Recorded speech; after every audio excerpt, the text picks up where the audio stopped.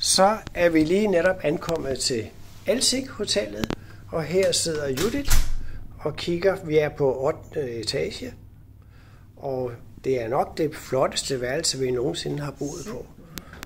Nu går jeg lige hen og kigger ud over havnemiljøet her.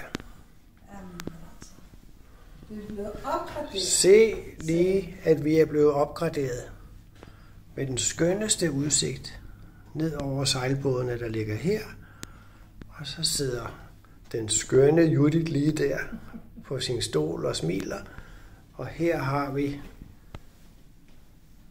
badeværelset for sig. Og så har vi hele stuen her. Stor stue. Jeg tror, det hedder en juniorsuite. Ja, det sagde de. Og herover er der en kæmpe seng med udsigt ud over havnen, ja, og med hestens madrasser. Og så står der kaffemaskine her.